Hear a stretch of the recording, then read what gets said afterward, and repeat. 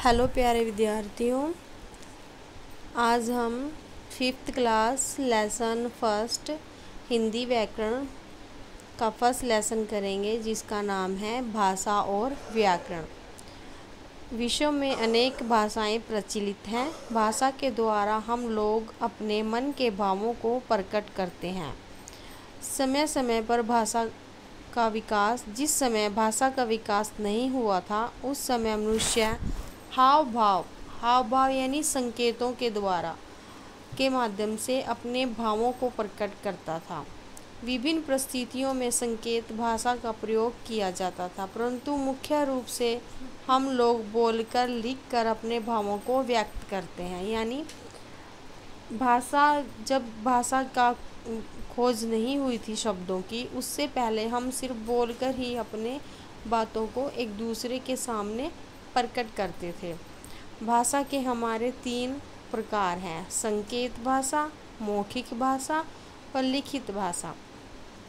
ठीक है, भाषा किसे कहते हैं? इसकी हमारी डेफिनेशन है, परिभाषा: विचारों के आदान प्रदान के माध्यम को भाषा कहा जाता है। जब हमें अपनी किसी को बात बतानी है तो हम बोलकर बताते हैं, और जब हम किसी दूसरे की बात सुनते हैं तो भी वो हमें बोलकर बताता है। इस तरह से हम अपने विचारों का आदान प्रदान यानी दूसरे के सुनते हैं और अपने विचार उनको देते हैं, बोलकर उनको बताते हैं। इसको भाषा कहा जाता है। भाषा के हमारे 2 रूप हैं, मौखिक भाषा और लिखित भाषा।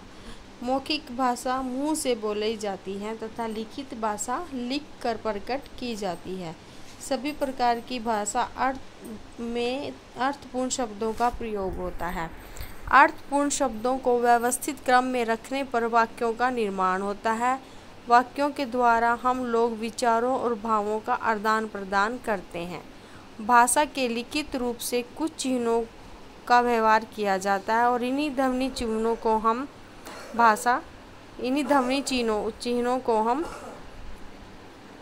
ध्वनि कहते हैं।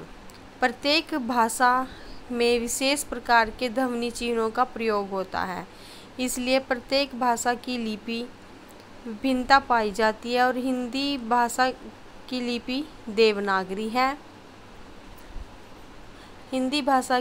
देवनागरी है। और जो संस्कृत भाषा है हमारी, उसकी लिपि भी देवनागरी है। बहुत सी यूरोपीय भाषाएं रोमन में लिखी गई हैं,